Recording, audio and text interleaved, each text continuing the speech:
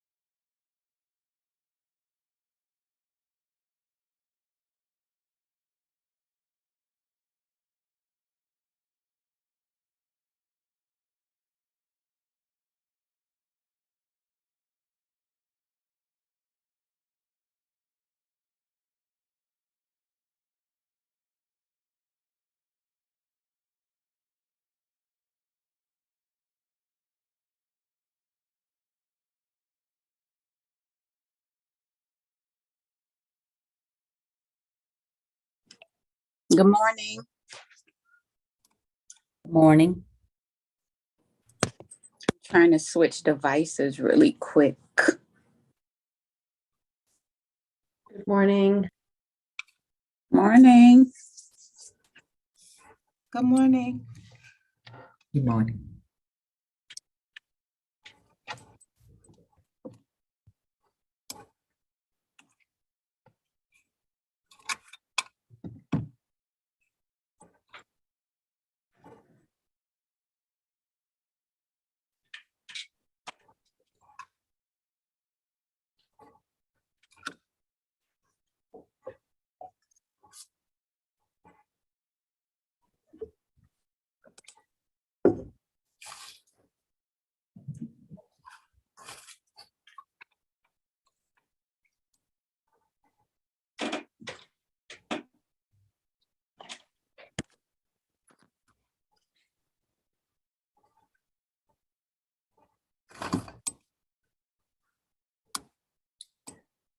Okay. Ms. Brody, I know you're switching devices, but let us know when you're ready.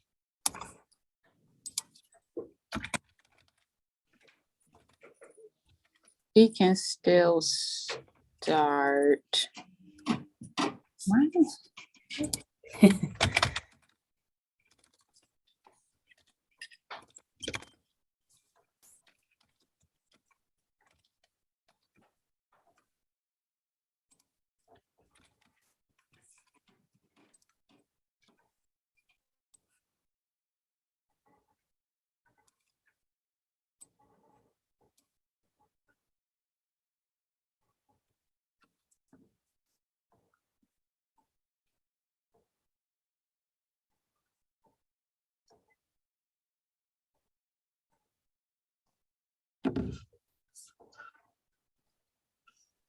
Ms. Santiago, can you share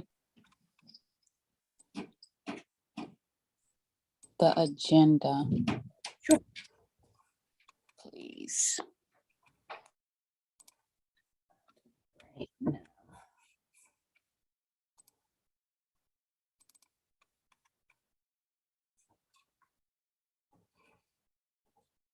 Can you see?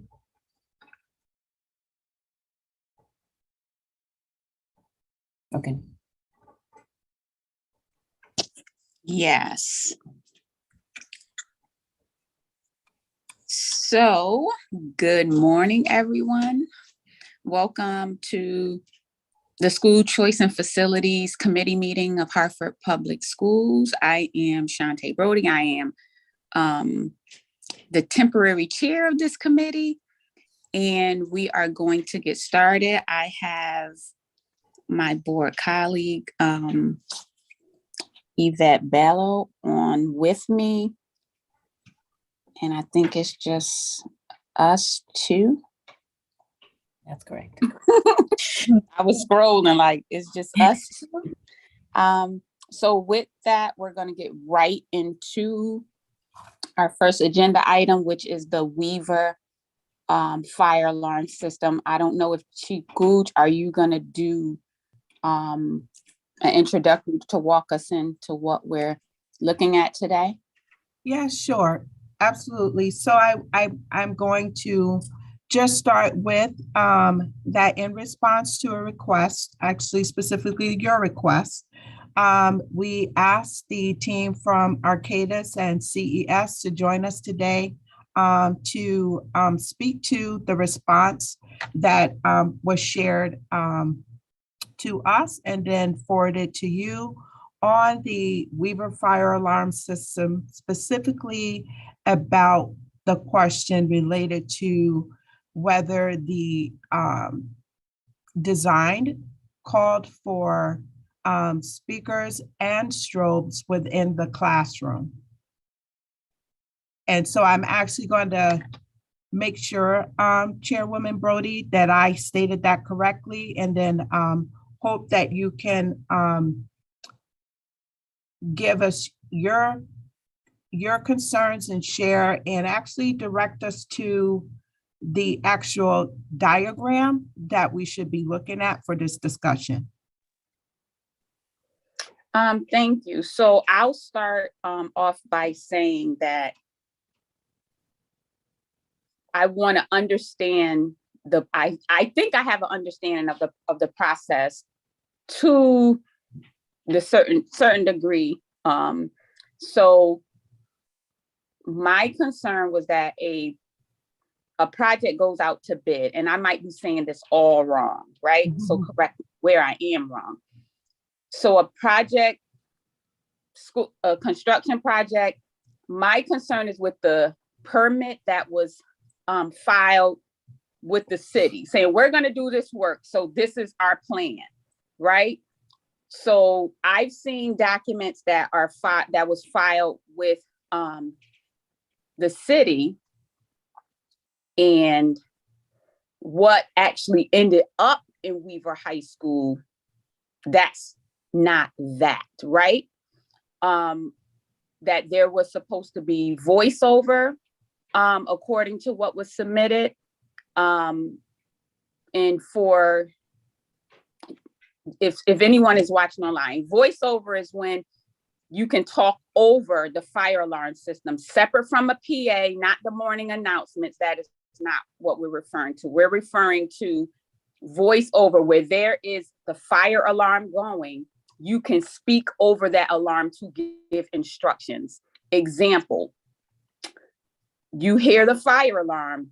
Anyone who's been a student, which all of us have been, you start lining up, the teacher takes you out.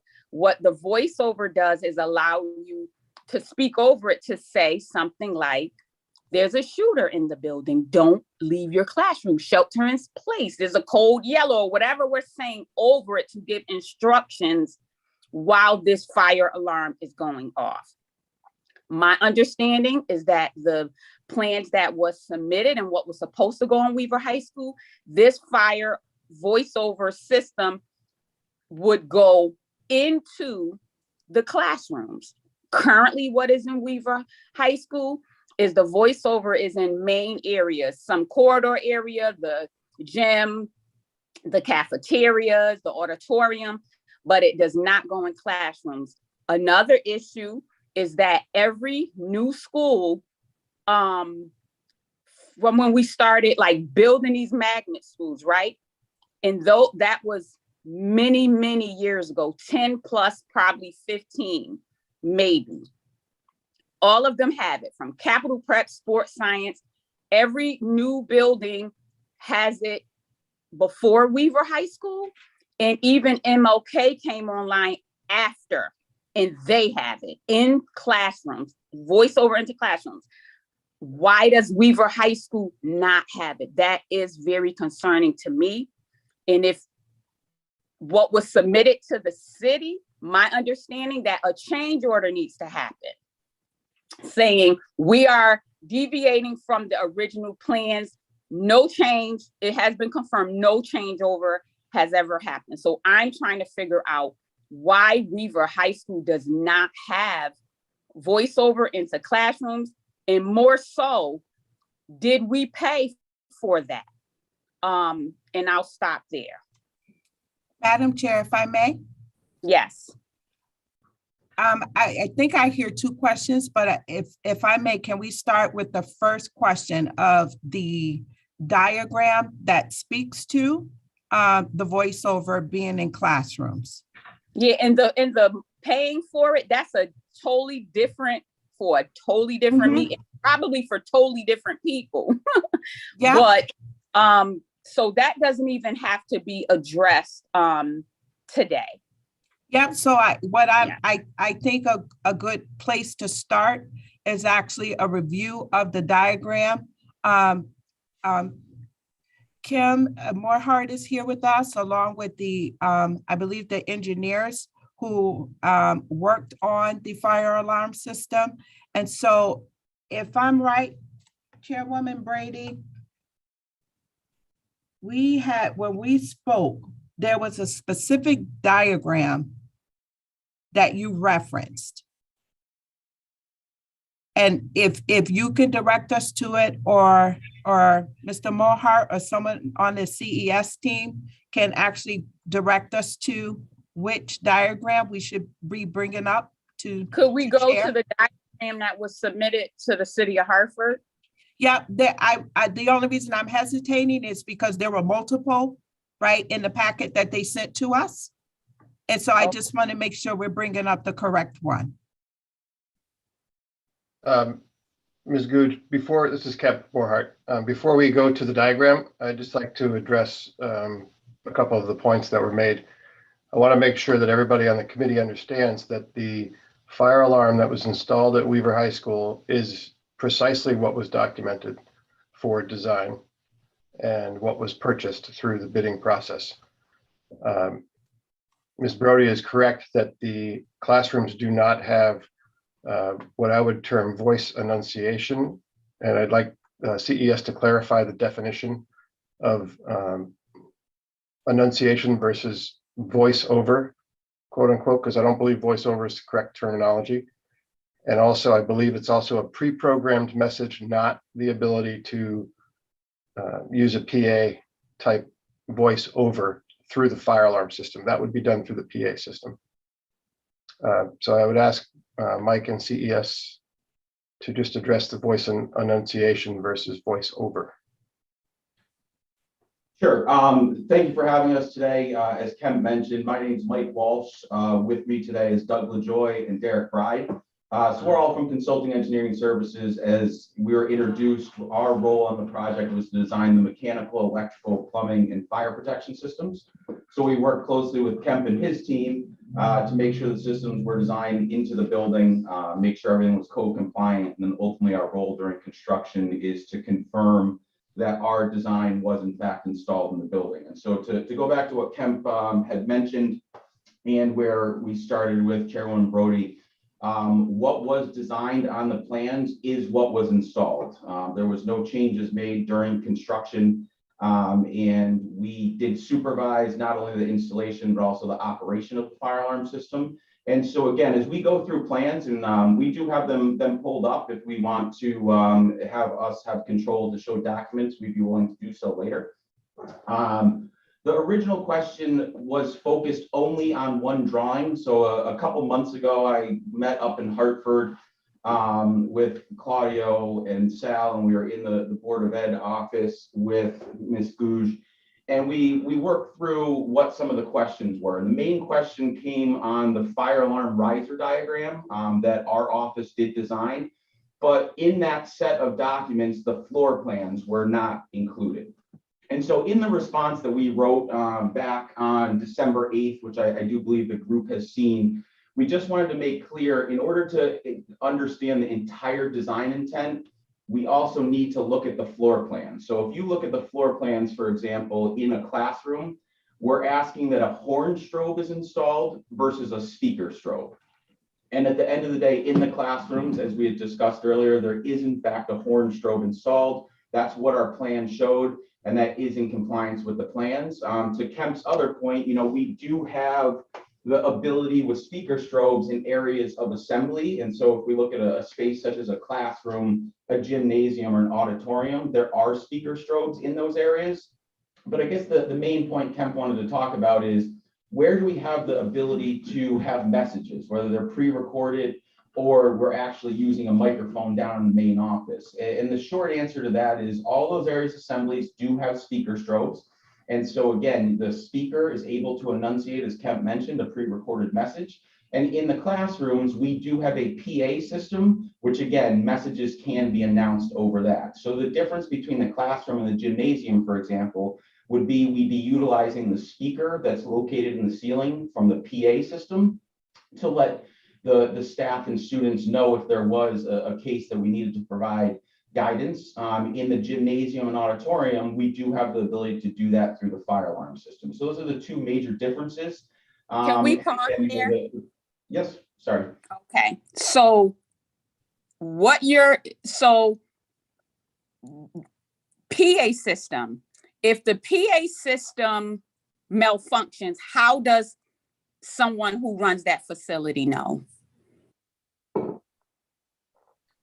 I know Claudio's on the phone, so we could talk about, that's a maintenance item that's specific to the staff and how that they actually perform the maintenance. And so there's Yeah, a variety and of I can help you out. The PA system, when it shorts, it notifies no one. It's a regular maintenance. So if no one's checking the PA system daily, so it can wire out. So we're not even going to discuss today. We're not discussing what a PA system can do because that is for announcements. In emergencies, because the fire alarm system, if it shorts, it triggers an alarm. It's some notification that says I'm not working. That's why you can't rely on a PA system. And a PA system is not designed to be as loud to go over a fire alarm system. So what we're not going to do today is have a discussion how a PA system is helping in an emergency when that is what a fire alarm system does.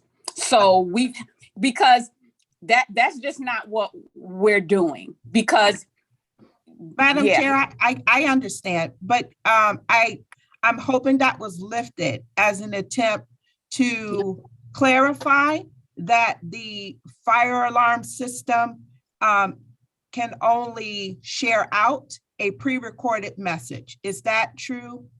Yeah, Kemp and Mike? and that's my understanding, and that's perfectly fine because you Okay. can pre-record all the emergencies that you anticipate on having. So Okay, it doesn't matter if you can't talk over it, pardon my ignorance. I'm just saying the ability to create the message. yes. Yep. Thank Okay. you. You're So, welcome. Yes, Madam Chair, I'd just like to clarify, yes, that's why we brought up the PA system, and just to draw a clarification between what the fire alarm system can do and what the PA system can do.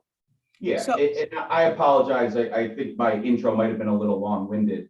I just wanted to explain to the entire group what was installed and how it would function on a normal day in an emergency. So I'll just go back to the original questions.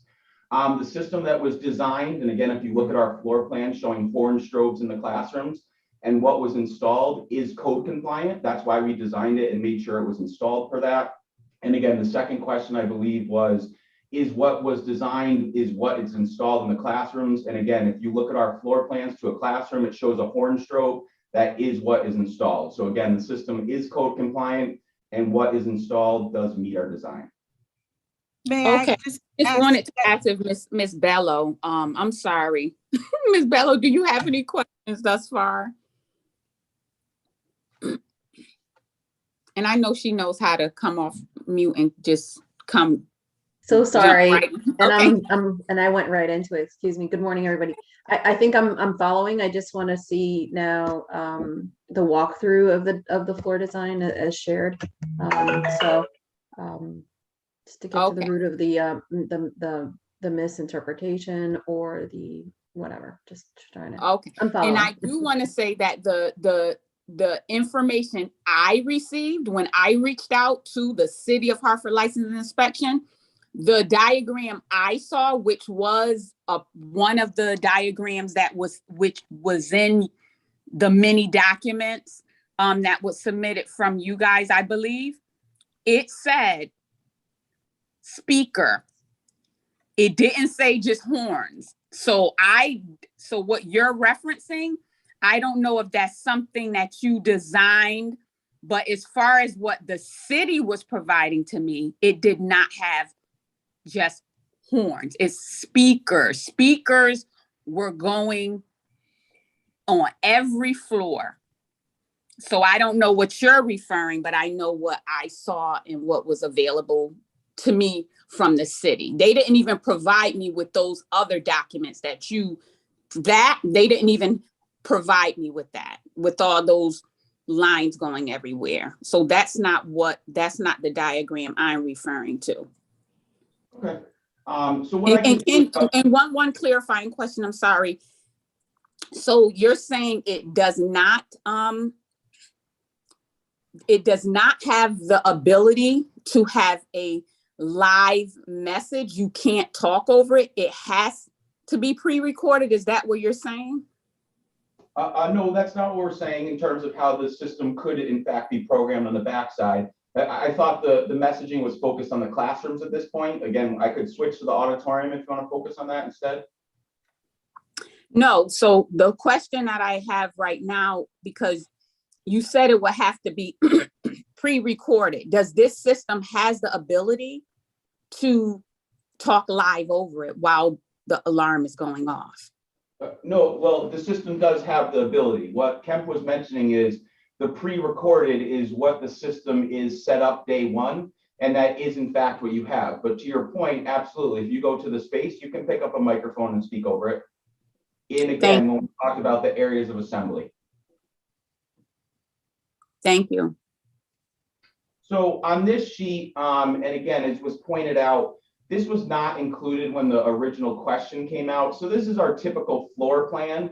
This happens to be on the electrical power. And again, I did reference this on the December 8th response to walk everyone through the group. And so if you look in here, what we're showing is this device, and we'll zoom in a little on the actual device.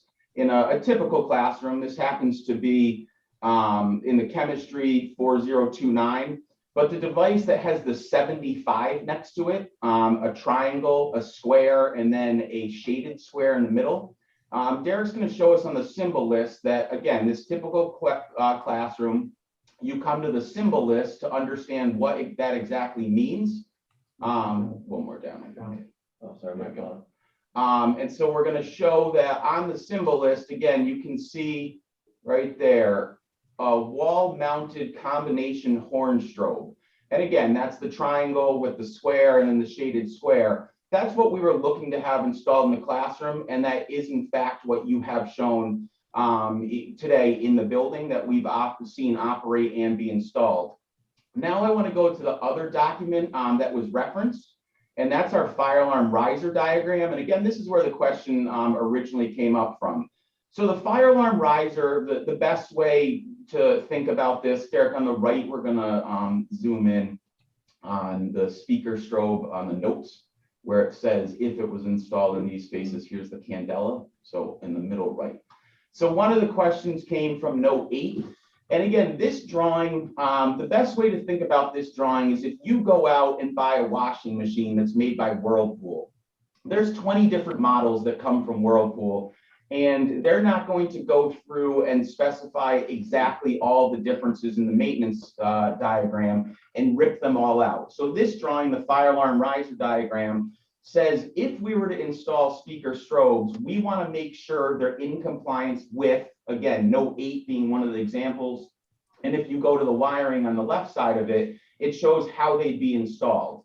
And so this is a general diagram that says if these are installed, here's how they should be. And again, it's very much the same as the horn strobes that we have. So this is where the original question was shown, but the floor plans were not included, and the floor plans are what we wanted everything to be installed off of. So I think that was a big piece of the misunderstanding with start. So you're saying that this was submitted to the city as if these things go in? That is correct. What we need to do for any device that could be installed in the building, and again, speaker strobes are installed in your building, just like horn strobes are. We need to give the contractors clarity on how everything should be installed. I'm not talking about clarity to the contractor. To when you, why do you get permits from any town that you're doing work in? If I may jump in, And I'm trying, because I'm asking so I understand. Now, it's not a trick question. if I may jump in, this is Kemp from SLAM. All of the documents were submitted for permit, not just this one drawing. I just want to be clear on that, including the floor plans that Mike is talking about. So the permit is issued based on review of the entire set of documents. I want everybody to be aware of that. So we submit what ifs for permitting to the city? Is that what I'm hearing? No, I'm not following the what if question. Because I thought I just heard that it might be installed. I thought when you are asking for a permit, you're saying this is the work we're gonna do in this building. Is that not true? No, It is. that is correct. And so So again, if that is correct, go back to the previous document, the one that has the speakers going to the classrooms. That's what was sent to the city because that's what the city gave to me. the city had everything, to Kemp's point. And so this says, again, the speaker strobes, which you do have in your building, this tells how those should be installed. The floor plan says where they should be installed. Correct. That's If the I asked distinction. the city for what was permitted for the fire alarm system in Weaver High, they did not give me this one with all these lines. They gave me the one that had speakers going to classrooms. So I'm trying to understand what is that? Like, why wouldn't they give me all of this? Because I'm assuming it's a big project and you're submitting things. But when I specifically asked for the Weaver fire alarm system, they're not going to give me everything that doesn't pertain to it. They're going to give me what pertains to it. And then I went further to ask, the inspection is based on what? And that's that same diagram that shows speakers going into classrooms. Because I know you guys submitted 1 million documents to them, but I am saying specifically for the fire alarm system, and what they gave me was not what's on the screen now. They gave me the one with the speakers going to the classrooms. I wasn't part of what was given to you, but that would have been an omission if you did not receive the floor plan. So the contractor could not have installed the fire alarm system, nor could we be permitted without the floor plan. So I agree with you. This absolutely should have been given to you when you asked. The floor plans are. Are you saying the city made a mistake and didn't give this to me? They should I am have. not, but I am not. Can I you- was not part of that. Can you go to note 6 and 8?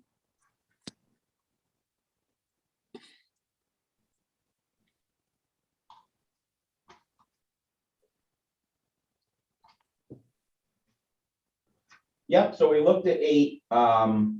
Did you, note 6, Derek, can you zoom in on note 6?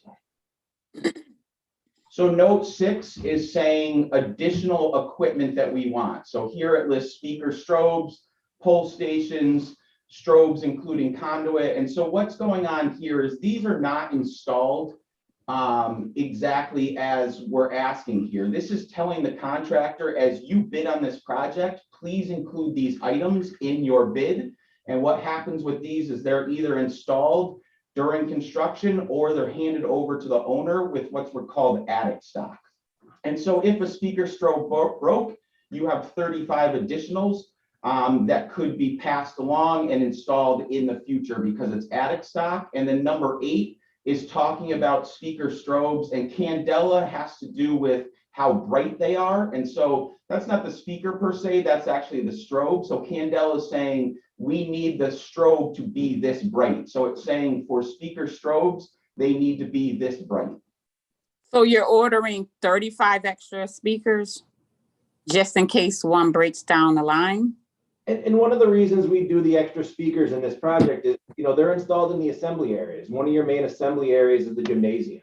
The gymnasium is incredibly an abusive space with the use of balls and sports. So we want to make sure that the school has enough equipment there to replace them as required, as they get broken, as they get hit with balls and the space is used a lot. And the second piece of this, as Derek mentioned, is this could be used for attic stock, but if you look at the end of this, devices to be located at the discretion of the engineer and fire marshal. So oftentimes when we're in construction, the fire marshal, even though the plans have been approved, will go into a space, and as it comes together, we'll say, oh, there's a curtain that really we couldn't see in the plan, so we need to install an additional device. So you can see that at the end. So it's either attic stock or to be directed to be installed during the project. So how many classrooms do we know, not for you maybe, but anyone on this meeting, how many classrooms do we have in Weaver High School? I don't recall the number off the top of my head, but it's probably in the neighborhood of 30. Exactly. And 35 speakers were ordered, and we're on this call, and I'm supposed to believe that 35 extra were ordered, and not those were the 35 that were supposed to go in the classrooms. Like that's No, but can I ask, the city never approved the typo drawing, is that correct? What was the question? The city, they didn't approve that. The typo drawing is not what was submitted to the city, right? Oh, sorry, the typo. So we did not, the typo drawing that we're referencing, just so everyone on the call understands, is what the contractor pulls together, is what's called a shop drawing. Our office reviews that. So the winning contractor who was awarded the job pulls together a set of drawings. The typo drawing, which we could pull up, shows what they're going to be installing. And we look at that and make sure it's in accordance with our design plan. So we did not make that drawing. You are correct. And nor was it submitted to the city. Because what you submitted to the city and what the contractor who was going to do the work submitted, they're not the same. What the contractor submitted that says that typo, it does not have the speakers into the classroom, but what you submitted to the city does. So that's where it first started to be like, okay, this is what was installed, this is what was inspected, but this is not what was permitted for or submitted to the city of Hartford. So I stamped the drawings as the professional engineer. And to your second question, I never submitted documents that said speaker strobe should be installed in the classrooms. As for the typo drawing, I do believe the city would have record of that, but again, that would be a question for the construction manager. Yeah, it wasn't, I asked him. But what I'm saying is, I don't understand when you say do you submit hypotheticals to the city? I thought the only thing that goes to the city is, this is what we're asking for you to give us a permit to install this. Not what we might, not what we probably will, but this is our plan. And that's what they sent to me. These are the speakers going into classroom. This is what was submitted to us. And I'm stuck on that document.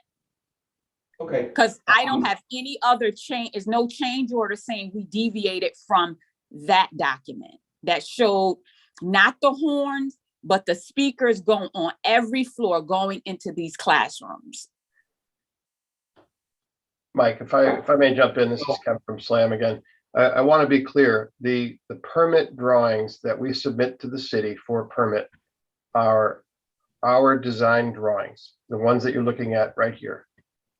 Those are what are permitted. The Tyco drawings are what Mike said, are a shop drawing that are developed by the winning contractor.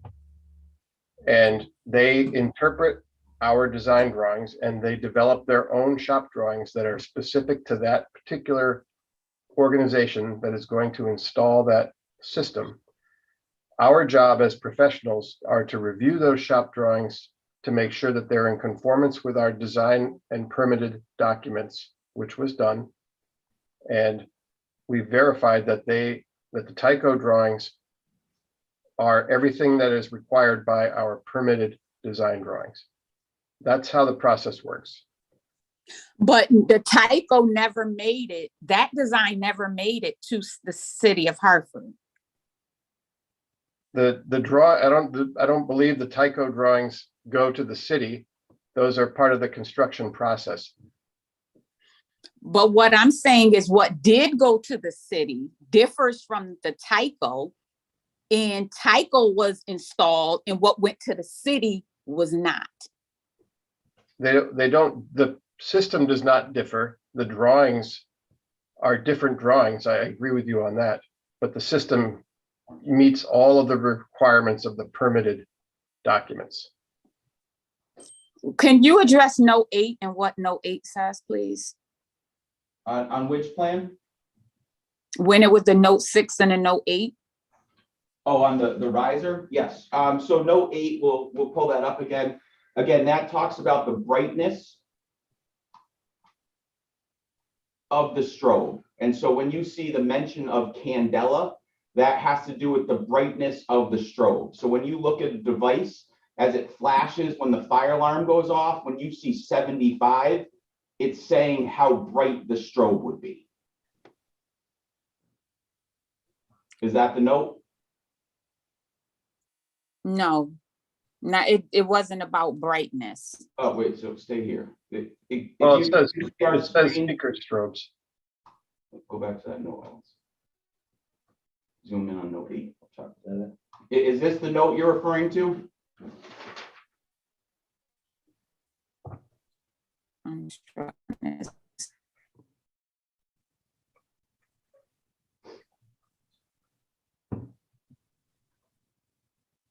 One second.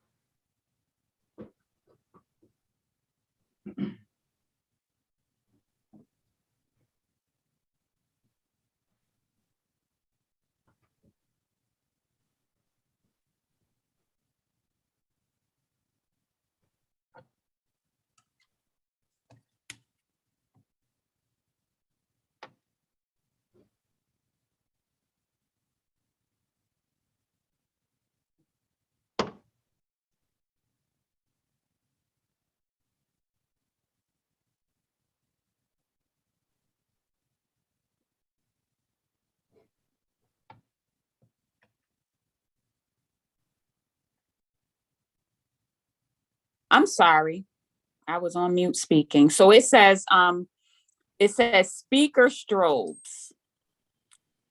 Speaker strobes, correct me if I'm wrong, refers to speakers. If it was just an alarm, like just the alarm without the voice, it would say horn strobes. So this says speaker strobes. Could you explain that? The note that I have on the screen, the speaker strobe candela rating. The note 8, speaker strobes. Yeah. It's not referencing horn strobes. That horn strobes, to my understanding, is the areas of the building where you just would hear the horn, no voiceover. This says speaker. So could you explain why it would say speaker and not horn if it was just designed and permitted to have just horns? No, so you are correct. This note references speaker strobes. In the building, we have both speaker strobes and horn strobes. And so there's mention of speaker strobes here because the building does have speaker strobes. The building also has horn strobes. So this has to do with the brightness. Again, it's not talking about the speaker here, it's talking about the strobe. When we talk about a candela rating, that has to do with the brightness of the strobe. So when it flashes, how bright it would be. So 8 is referring to where? 8 is referring to speaker strobe candelas. So any speaker strobe that's installed in the building will again have the strobe light associated with it. And so what it's talking about is candela ratings associated with that strobe light. It's not a location in the sense of we're talking about the actual strobe on the speaker. It's a general note that addresses the brightness of the strobe when speaker strobes are installed, and you have to refer to the floor plans for where those are installed. So why wouldn't it say,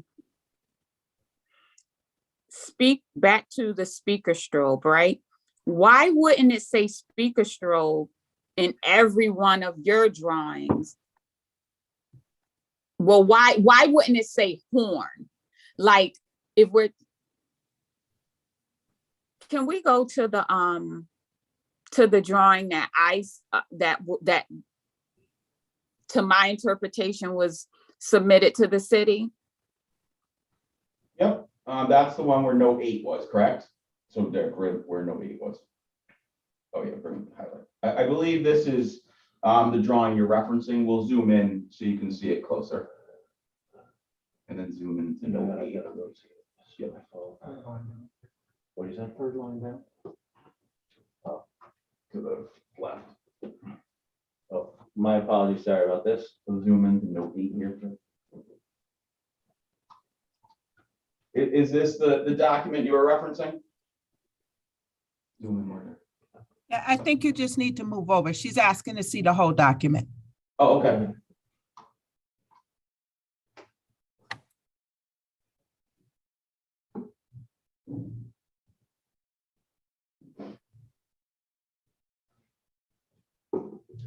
Chairwoman Brody, is that right? Is this the document you're referring to? Yeah, I can only bring it up so big. What does it say in the middle?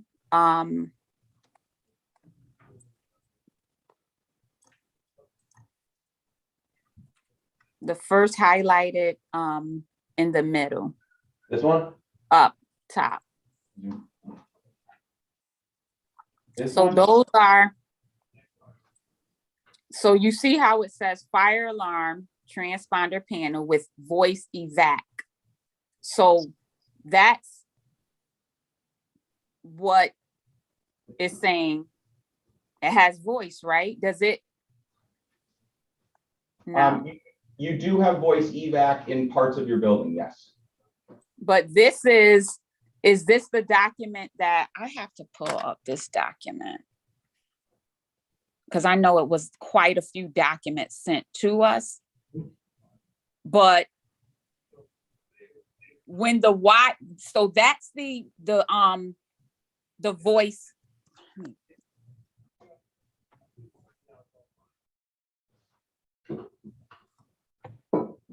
Chairwoman Brody, when we talked, this is the diagram we looked at. And I think what you were sharing is if the panel has voice and extends out to classrooms, why wouldn't the classrooms have voice? That was your question when we spoke. Is that where you're? That's one. Yeah. Thank you, Chief Gooch. You're welcome. Camp or Mike, can you explain what the panel does? Sure, I'll let Mike explain how the panel works, but just because the control panel has voice evac capability does not mean that that capability goes to all locations. It will extend that capability to the speaker strobe devices where they're located.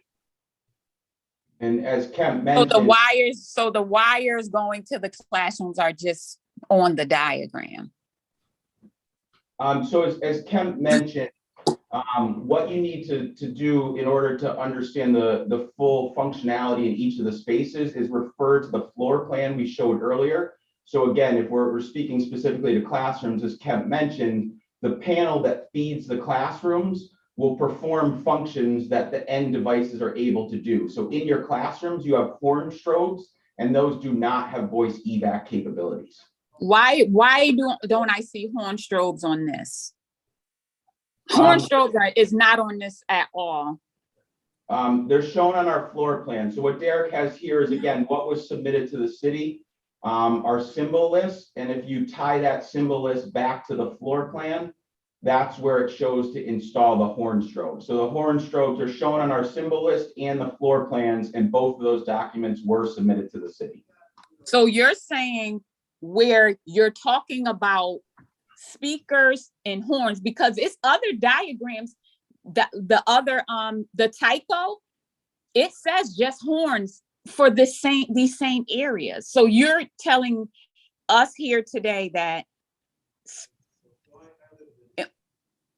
sometimes it'll say speakers, voice over, whatever, and then sometimes it won't. Because it's clear when you look at the typo drawing and when you look at your drawing that the city provided me, your plan rather, what the city provided is clear. What the contractor provided, where it says that, it says something different. And so we're supposed to draw lines. Oh, look here, let's go to the floor plan. But I'm gonna go back to when I'm talking to the city licensing inspection, and they provide me exactly what you're saying you're gonna do. And now, so the new thing today is, even though it says voice evac, in those lines are going to the classrooms, you're saying that wasn't the plan. Those lines going to, they're not gonna, this is not going to the classrooms. It's just there on this drawing for what? Help me understand. What I was saying before is I don't believe the city provided you the full package. And if the only drawing you got from our set was the riser, they definitely didn't provide you the full package. So in order to understand the full layout and where devices should be located, you need the floor plans, which we have up on the screen, and the symbol list. And then again, the riser has to do with the wiring. So in order to see the full design, all of those would need to be included. L&I did get all of those. I just don't believe they had passed them all along to you for your review, maybe. Okay, where does it identify any horn strobes on this drawing? Anywhere? The horn strobes are in your areas of assemblies. So, the horn strobes, I apologize. Sorry, the horn strobe shown right here. So we have it up on the screen. This is, again, your typical classroom. If you look at the symbol, it's a square with a No, shaded not that, square not behind on it. that. On the plan that shows floor by floor. Wouldn't you have had to submit that to the city? Because I'm not this. Could you go back to the other one? Sure. Yes, all these plans were submitted to the city. Again, So this document in particular, yep. where on here does it say just the horn strobes? Just the horn strobes. We were Yeah, just showing because the this horn- is saying what should go to classrooms. Does it say horn strobes anywhere here? For the classrooms, it was the floor plan, what I just showed you, the symbol list. That's where it would show where to install the horn strobes. So no, not in this document. You need to reference the floor plan with the symbol list we just showed you. May I just ask a quick This is question? us. What is this document showing then? Like, let's explain this document. So this is what's called a fire alarm riser. And again, when we talked about it earlier, it's showing panels, it's showing wiring and how the wiring would be completed. When you tie this together with other aspects of the drawing set, that's how the full fire alarm is pulled together. And as Kemp mentioned earlier, there's notes on here that give directive. We talked earlier about the attic stock or field locating devices and things like that. So there's direction to the contractor here on the fire alarm riser side of things. This needs to be tied together with the floor plans and the symbol list. Okay, When an inspector comes out, what are they're looking at all your million documents you submitted to the city, or are they going to look for this document that we're looking at right now when they're doing an inspection? They're looking at all our million documents. Yeah, and to be clear, there's a set of the documents that were submitted to the city and permitted. There's a set of those in the construction trailer during construction, so that when the fire marshal comes out, they can reference those documents. Yeah, can I just interject here for a second? We keep referring to submitted to the city. And I want to make sure that everybody understands that although a full set of documents is submitted to the city, license and inspection, it's also submitted to the fire marshal's office. It's also submitted to the health department. License and inspections does not review and approve anything that is health related. They don't approve food service equipment. They don't approve anything that's related to health. And same thing is true with systems that pertain to fire. License and inspections only signs off and issues permits once the fire marshal has reviewed the documents and approved that they are compliant. Now, after that, the fire marshal or one of his representatives, someone from the fire marshal's office, comes out and inspects the installation to make sure that the installation is in compliance with the documents that the fire marshal's office approved and notified license and inspection it has been approved by their office. So it's not one person, it's not one agency. There are multiple components that review and approve those areas of the documents that are specific to their areas of expertise. So my understanding is that the inspection was done based on that typo drawing by the contractor and not the drawing that we're looking at right now. Ms. Brody, the fire marshal comes out and inspects and confirms the fact that what is installed in the building is in compliance with what they reviewed and approved. They don't even see the shop drawings.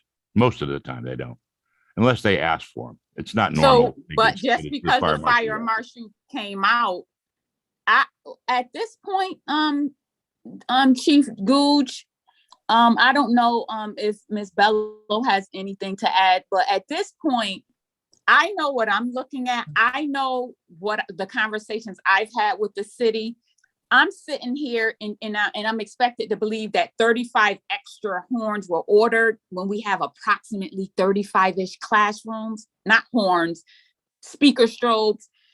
And at this point, I'm thinking if we could maybe we have to, but an independent person to look at this, because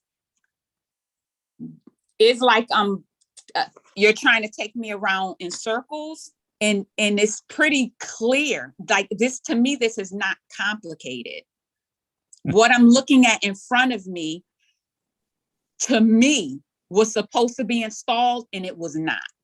And refer to the floor plan. This wasn't, and it's like going around in circles. So at this point, I don't have any more questions on this. I don't think I'm gonna get anywhere other than being taken around in circles. And I just have to get to the bottom of this because it does not sound right that we're gonna order 35 extra speakers just in case one break and we have that amount of classrooms. When I spoke to someone at the city, they were pretty clear that this is what was supposed to go in the building, but what went in the building was the contractor's drawing, and I have a problem with that. But I don't think anyone is gonna admit anything today. So I would like somebody independent to look into this. Someone that's not connected to anything, to our construction or anything. Someone who's totally independent to look at these documents. Madam Brody, if I may, so I think the first thing, what might be the best next step is to connect with the city, and I can do that on your behalf in terms of getting the full package of documents and then understanding their approval process. So Nathan Gale is the director over that supports us in the construction projects. And so I think what I should do is connect with him, share this problem thoroughly, letting him understand that where the questions are. And then if we need to move to an independent assessment, we will certainly do that. But I want to give the city I want to make sure that we have the city's voice here before we move to independent, because I want to make sure that all the documents and the person you're speaking with at the city has all the information and shared it appropriately. Can Does I that get work for you? out instead of electronically? Can I get a actual printout of what was talked about today? This floor plan, that plan, because I feel that we have did a disservice to Weaver High School, because if we have a building, everything renovated before and after has this. Weaver High School doesn't make sense to our community at all, that we would have a system in a multi-million-dollar project that does not have the capability to speak during an emergency. Now, City Hall, all the new libraries have it, the fire complex, everyone has it. But Weaver High School has something has a system that we haven't even been installing that level for over 12 plus years.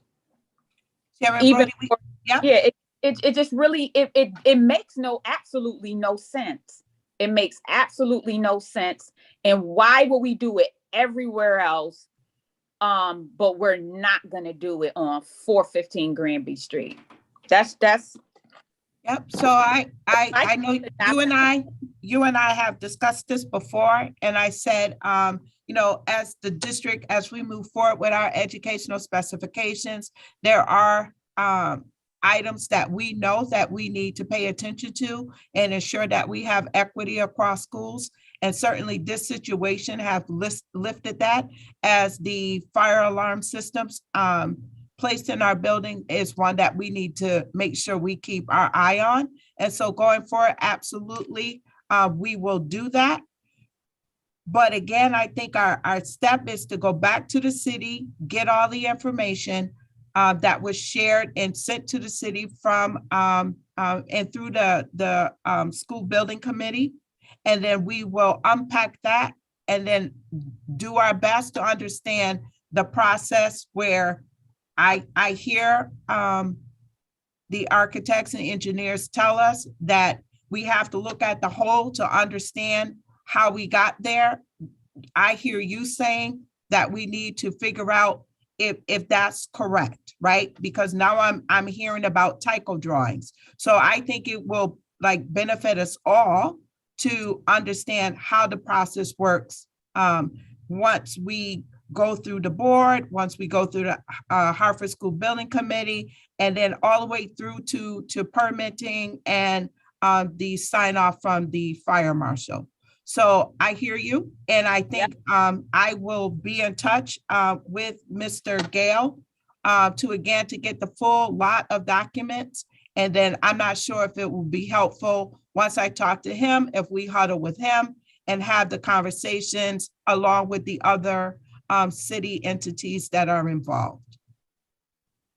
And please note that the fire marshal never sees the contractor or that typo drawing. The fire marshal sees what was submitted. Only place that I ever saw that system with just horns into the classrooms was on that typo drawing. That's the only place I ever saw that. And the fire marshal never sees that. So, but that is what was approved, and that is what I don't understand. So I just wanted to make sure I got that record. Yeah, I think you may have just said that differently. You said the typo drawing was submitted. I think you meant. Yeah, no, the typo drawing is what was produced by the contractor who installed the system. When a fire marshal, to my understanding, is doing an inspection, they would never see that because that drawing was never submitted to the city. So I'm trying to understand, how does a plan that was submitted by a contractor that did the work, that proved, but the fire marshal was never supposed to see that because that was not submitted. May I break in here for a moment, Chairwoman Brody? Go ahead. The fire marshal, the way they verify what is installed in the field meets the requirements of the drawings that were permitted by their office is by field inspection. They actually see what's in the building. It really doesn't matter that there was a typo set of drawings. That's just a contractor's set of drawings to direct their own workforce to buy and install the devices.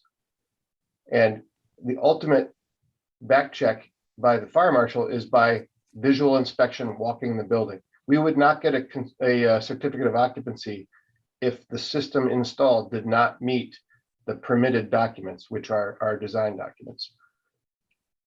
And let me be clear, I'm not saying the fire marshal did a good and appropriate job. I'm not saying maybe from your lens, you're thinking the fire marshal did his job. I'm not saying the fire marshal did his job. As far as what I'm looking at, the fire marshal did not do his job. She. So that's what I'm saying.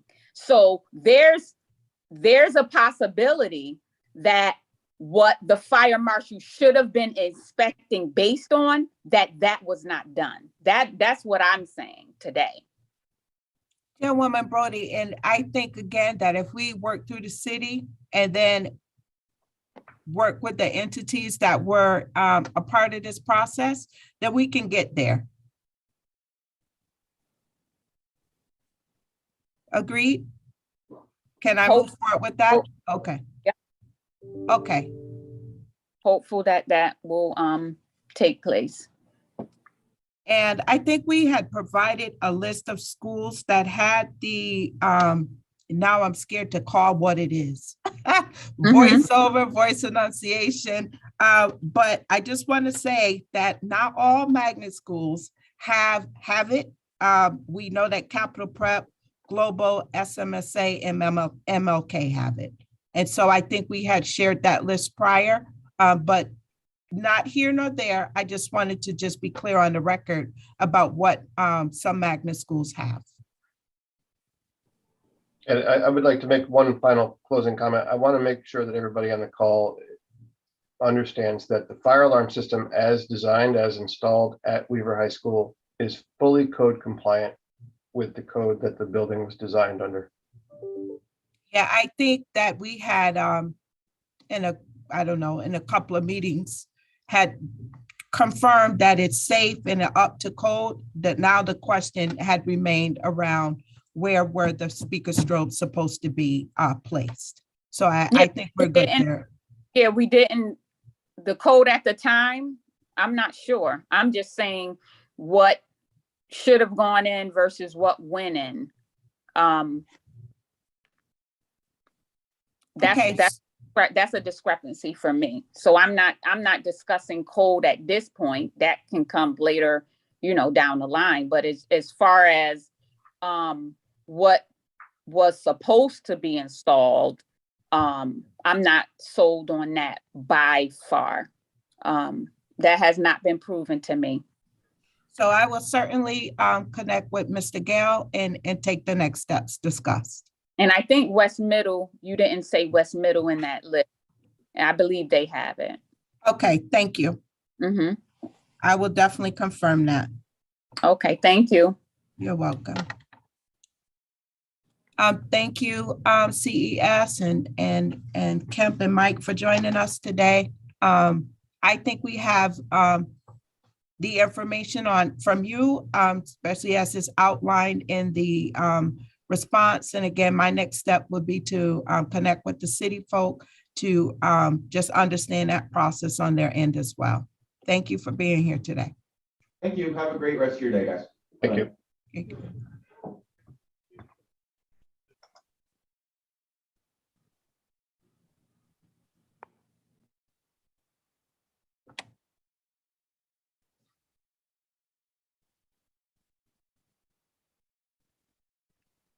Ms. Santiago, if you could put up the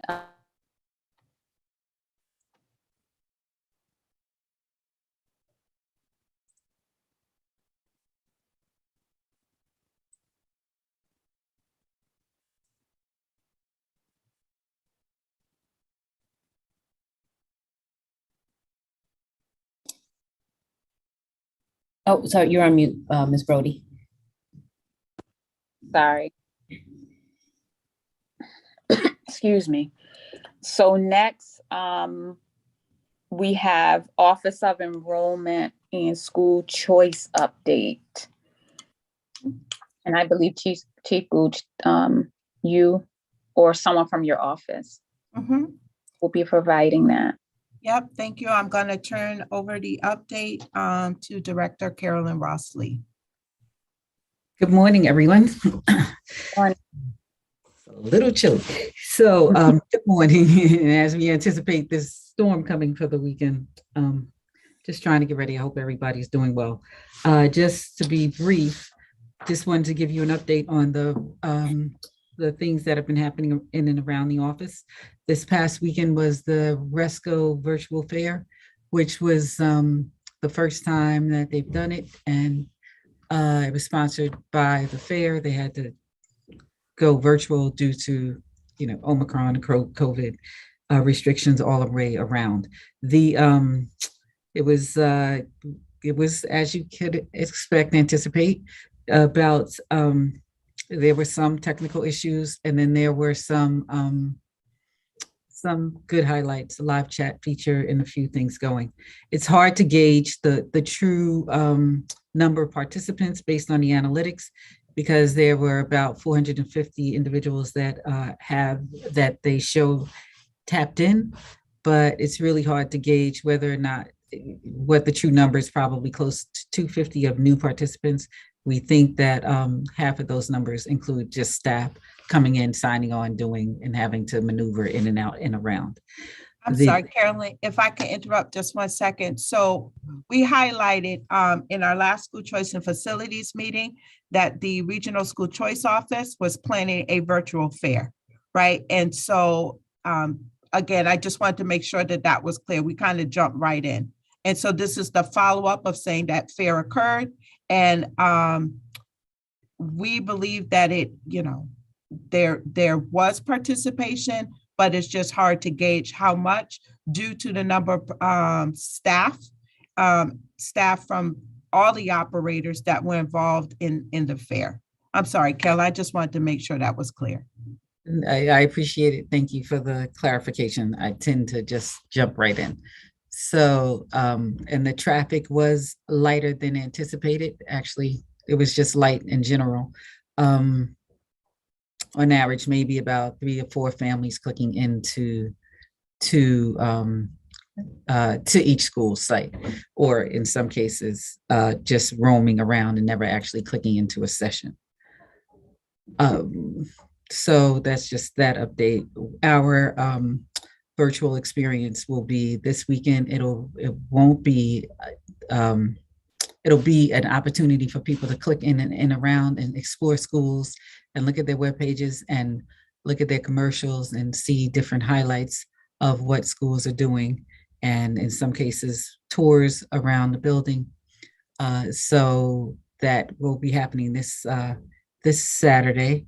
But also we plan on some application assistance sessions that will be live in February. And so those dates and times will also be posted on the website as we move along. Yeah, so here I come again. So every year, Hartford Public Schools have had an educational expo for all of our schools, district and magnet.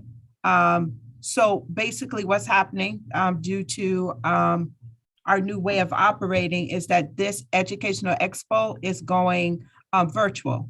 And so what we're doing is building a virtual page that will be there throughout the whole choice season for families to be able to explore online.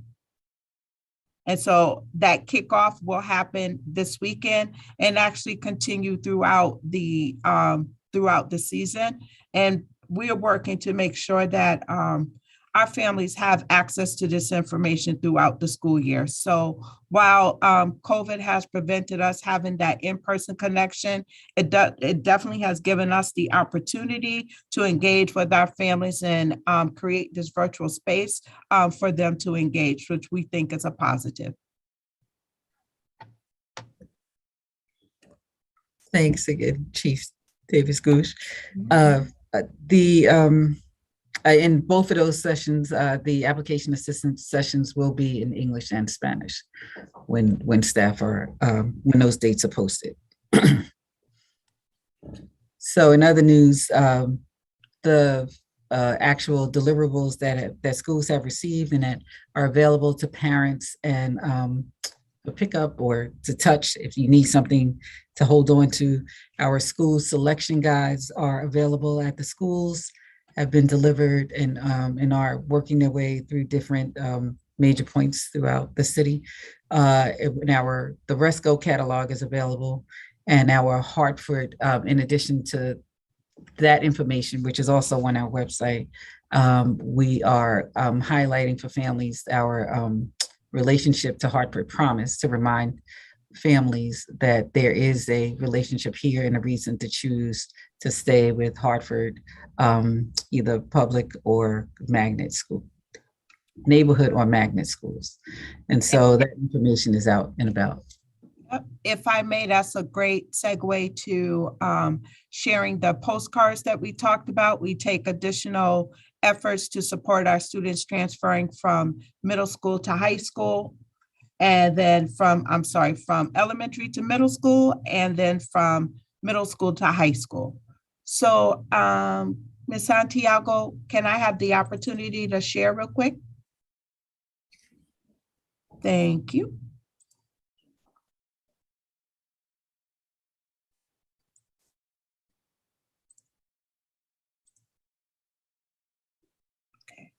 Can everyone see my screen? Yes. Yes. Yes, okay.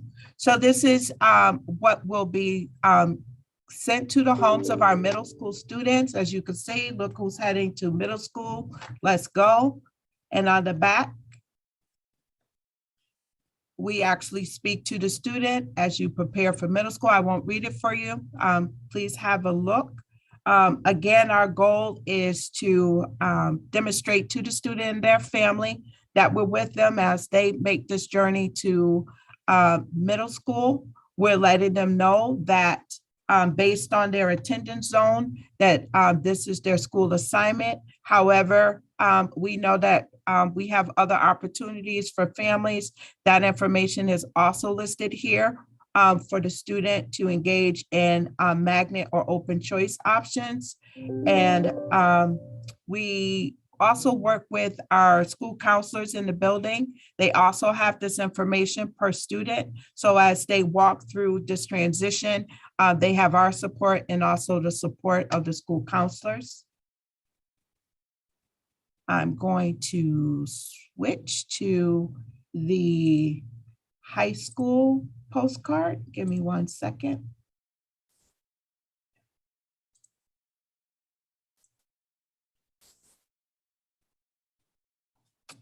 Right.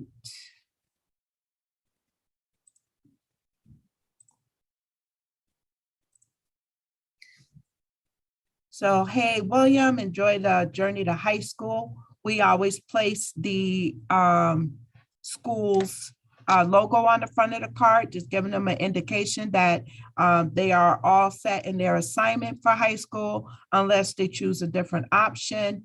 As Carolyn mentioned, we are doing the work of making sure that our students are aware of the opportunity of Hartford Promise. Staying with a Hartford public school gives them the opportunity to receive scholarship funding for their pathway to high school.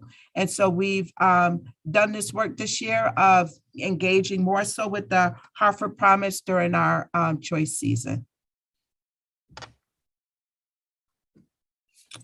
Okay. Any questions on these pieces? Nope. Okay. Just a Do you have any statement, questions, Ms. Bell? Yes, just wanted to just kind of share a comment that I love the addition of a Hartford Promise. I don't think that's a well enough known fact. So that's really, really wonderful. Just wanted to mention that. That's a great addition. Thank you.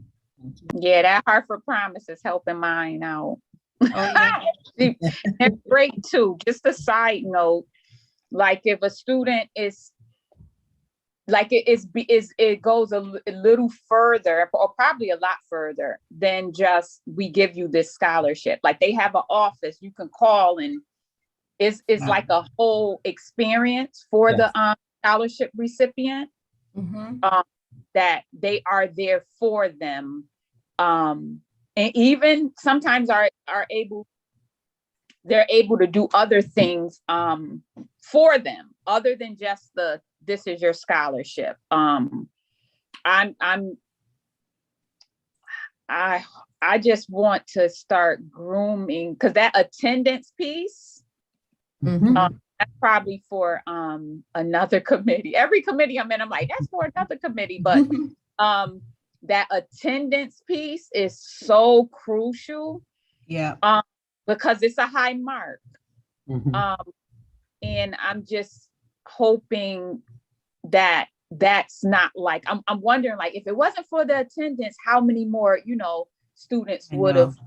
have achieved that? Because I know with mine, like you ain't missing school. Like, but that if parents, and maybe that could be through the Welcome Center, to just keep drilling that, like, this scholarship available to your attendance. And we have to start, it can't start like when you're in 9th grade, like now I'm gonna be, excellent attendance. So maybe we could do some work around that piece, because I know that alone probably disqualifies a good number of our students.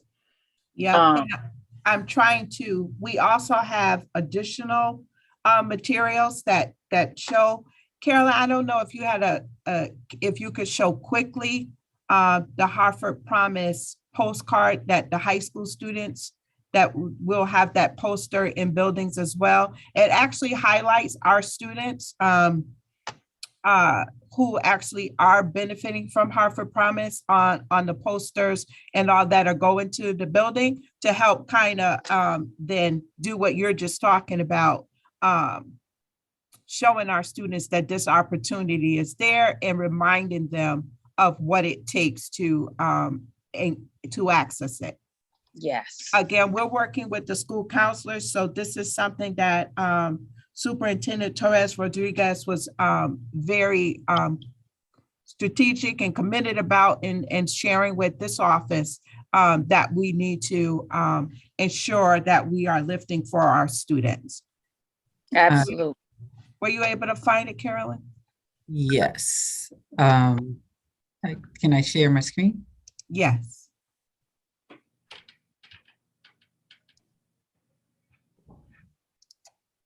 Hit share.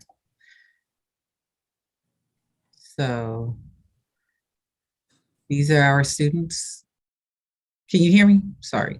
Yes. So you see Hartford Promise, Hartford Public Schools plus Hartford Promise. He was a commitment to your success in college. So, and these are actual students who are recipients of the program and who are the Hartford Public School graduates. So materials similar to that will be in all our schools. Just reminding students and actually school counselors, right? Everyone is super busy. And so this will be our way of ensuring that they keep a radar on this opportunity. Thank you, Carolyn. You could stop sharing. Yeah. Yes. And so to that note, we're also working with the school counselors and with the Office of Counseling to work with our 8th graders, meeting with the counselors to make sure they all have the information so that we can have a smooth transition so that everybody knows what they need to know. And we're creating more opportunities to do that with them. Awesome. And I believe that concludes the school choice enrollment office update. Okay, so we have 9 minutes to get through 2 more. The other 2 are quick. Okay. So we did plan for the first agenda item taking a little more time today. So Okay. is the next agenda item was the transportation update? Transportation, I believe, was last, but however you want to do it. So transportation, then the facilities construction update. Those are the Oh, two. okay. So Well, I'll whichever, start with transportation if that's okay. that's fine. So, yep. The superintendent and I and Mr. Mason met with Autumn Salmarada to discuss, as I shared in our previous school choice and facilities meeting, a 1-year extension. We needed to have that conversation based on some concern that was lifted during COVID around the carrying out of the cost of the contract during COVID and the expectations that were lifted by the bus company and how that landed for the district in terms of payment for some services that were not provided. So we had the conversation and we landed in a place of understanding. And so in this moment, what we're doing is doing the groundwork for the 1-year extension in terms of looking at the rates that we were proposed to the contractor for the 1-year extension.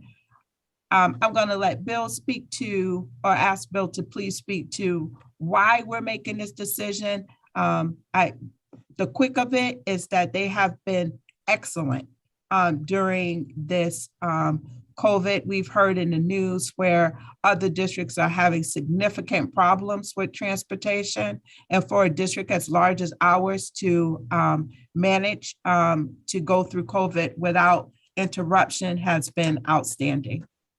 Mr. Mason. Sure.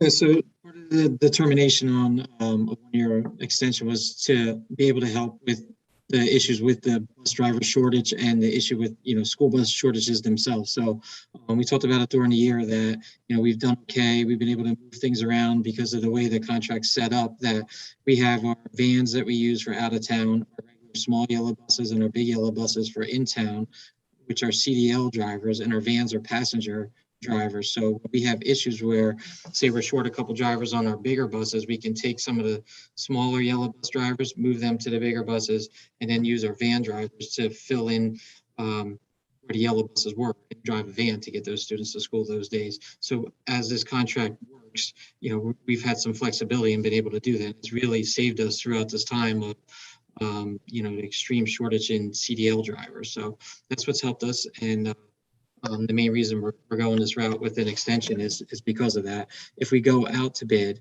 and try again to bid, another bus company is going to more than likely have to acquire buses, which they're about a 4 to 5 month behind on sending buses and manufacturing for all different reasons, chip problems, different things. And they'd have to come up with 250 drivers for our contract. And at this point, that would be very difficult for someone. That's how we determined that we'd be better off, at least for 1 year, to have an extension and go with what's already working and not break it. Thank you, Bill. And then our facilities and construction update, I will share that the superintendent and I met with the new regime, new leadership at the Office of School Construction. Costa Diamantes has resigned and the new commissioner is Noel Petra. So we have met with them. They have listed some concerns around how some projects have been, the documents that have been submitted on certain projects, and if they are aligned with the legislation. And so there'll be more to come. I will have a full presentation on their outcome. In short, they've done a construction audit as they have transferred leadership, and they're coming back to districts to ask questions around, or just to partner with us to make sure that, all the documents that should have been received are received. And so we're working through that process along with the city and the project manager, Arcadis. So as we move forward, again, I will give a full presentation. If it's not here, it will certainly be in another committee. But just wanted to bring to your attention that that is what the state is doing as they transition to new leadership. And in terms of just our facilities, I'm speaking for Mr. Bazzano. He's a little under the weather. So I would just say on his behalf that his team has been working diligently through these cold weather months, ensuring that our students are still safe and warm in their buildings, the ongoing winter events, doing the work of making sure the grounds and everything are as they should be to make sure that, all our safety, to keep our staff and students safe. And so that concludes the updates for facility and also transportation. Yes, and I think I read somewhere, is the governor going to be like offering some reimbursements or for like, I don't want to say filters, but I thought I read there that there's some funding that may be becoming or that'll help us out, because I know I'm quite sure we spent quite a bit of money. Yeah, we certainly have, but what I will say, we know that through the ESSER and ARP funds, we are covered for this year in terms of that, but certainly any grant funding that comes down from the federal or state governments, we are certainly going to take advantage of. Good to know. Good to know. I don't have anything else. Ms. Bello, do you have any last questions? No, but I just wanted to say that my ears perked up, Chief Davis Gouge, on the last conversation about the audit. So I look forward to that presentation fully. Thank you. We'll certainly dig in deep. There was a lot of information to digest. And so we're actually waiting for the follow-up from them in terms of the actual, like what they shared. I think we left that meeting hopeful in that, words as helping hand were used. Certainly we were a little taken aback as we had been working with that office throughout the planning of all the projects. So for them, the office to come back and say, well, we have some questions, we were taken aback. So we're just going to move through the process and work together to do what's best for our buildings on behalf of our students and school community. Thank you. Yeah. And with that said, we can adjourn the meeting. Excuse me. We can adjourn the meeting. I thank you all for your time this morning.